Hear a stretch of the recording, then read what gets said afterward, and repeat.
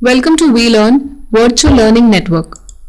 This is session number 14th of the subject The Study of Society, and the chapter is Distribution Processes. Let's see, the topics to be covered are distribution, types of exchange system, reciprocal exchange, exchange based on redistribution, and market exchange. If people kept their products for themselves, the social benefits of cooperation would be lost. In every society, the fruits of production are unevenly dispersed among people and in relation to time. To cope with this problem, every society manifests a system of distribution or a set of strategies for apportioning goods and services among the members of a community. The allocation or exchange of goods and services within a local group or between different local groups is known as distribution or exchange. So basically, the allocation, the exchange of goods and services in any society to solve the problem of various conflicts occurring in the society, that is why distribution is occurred, and a system of exchange. It consists of the cultural rules for the transfer of goods and services that we need to survive and to live normal social lives through exchange. The system of exchange is found in every economy. There are 6 possible kinds of exchange: good for goods, services for services, goods for services, money for goods, money for services, and money for money. Types of exchange systems. Karl Polanyi, an economic historian, has identified 3 different modes of allocation or principles of exchange: reciprocity, redistribution, and market exchange. Reciprocal exchange. This method refers to transfer of goods or services between two people or groups based on their role obligations. We visit our grandparents with presents during holidays, offer a friend a ride to school, and so on. We behave according to rules defined by reciprocal exchange, revolving around the notion of role obligation. So we perform our roles and we perform our duties, and also we give different gifts to our friends or our relatives or our family members. So this is reciprocal exchange. The reason for the reciprocal exchange is not necessarily dictated by the desire for the material goods themselves as it is in the market. So not only for the desire for material goods, but for the desire for feelings attached to it, and also something which is given to us, we give it back through an exchange of reciprocity. Reciprocal exchange is not dictated by maximization, which is the basic principle operating in market exchange. When the mother gives her son some gift, she does not bother about what the son is going to give to her in return, nor will she give the set to the boy's daughter, because the girl has a more valuable present for her.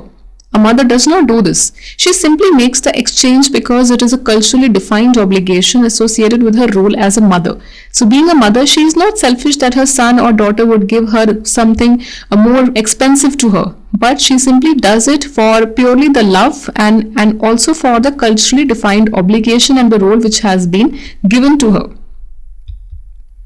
Reciprocal exchange, as this is happening. Value of goods. The value of the goods given need not be the same, but there is a tendency for an equality of value to characterize exchange between individuals of equal rank. So basically, there is a tendency to categorize or to characterize exchange between individuals of equal rank. It is easy to see that Christmas gift giving is reciprocal because the two parties to the exchange give present to each other simultaneously.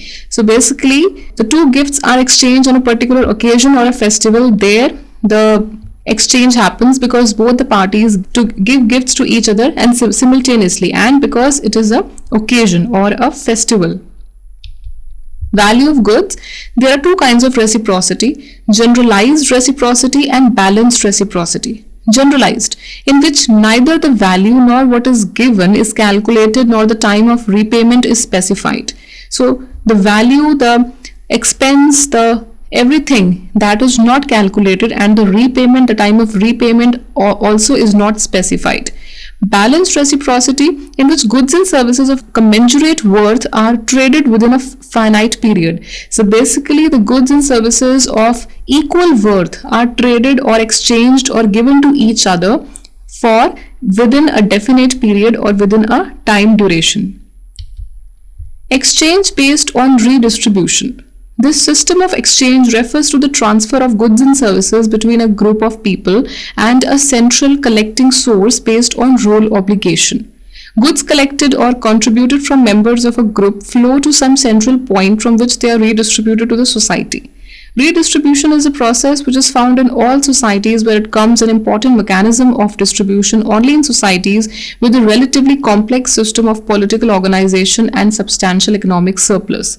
So when there is substantial economic surplus is there, and when there is uneven distribution is there, when there is uneven distribution and when there is surplus anything in the economy, then redistribution is there to even the balance, to even the uneven things in society, and to also make the redistribution process a little more stronger. Exchange based on redistribution. This is an example of a government office where a particular income tax department is there. The potlatch ceremony. Potlatch ceremony among the Northwest Coast American Indians is also a form of redistribution. It involves ritual display of privileges and title and distribution of goods among the guests for the purpose of validating and enhancing the host's privileges and prestige. So basically, at this kind of ceremony where people give gifts to the host and also privileges, and also the host also reciprocates and gives the privileges and goods to the guests.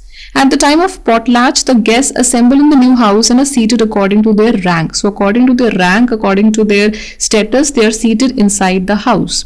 And also their ritual display of privileges and title distribution of goods among the guests for their purpose of validating that is the duty of the host, whatever goods and services he or she gives. In our role as citizens, we are obligated to pay taxes to various governments, both local and national. These governments are obligated to return taxes to us in the form of various services and various facilities given to the citizens. The amount we pay may not equal the amount we get back, and indeed it is often difficult to determine the entire value of services that government provides to the people.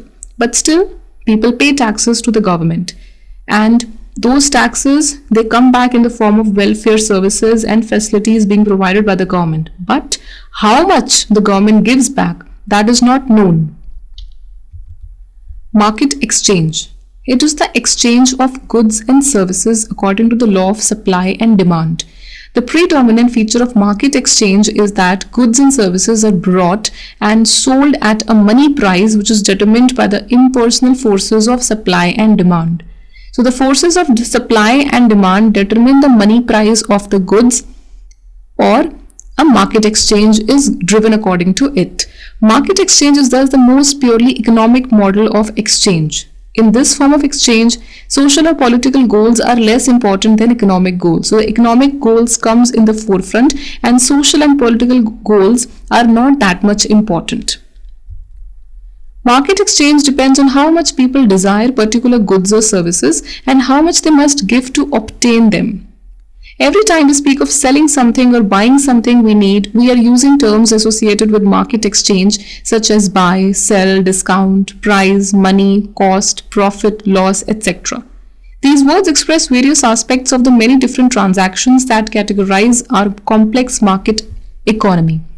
So basically, market exchange happens on how much people desire to take particular good or services and how much they must pay or how much they are willing to pay to obtain those goods and services.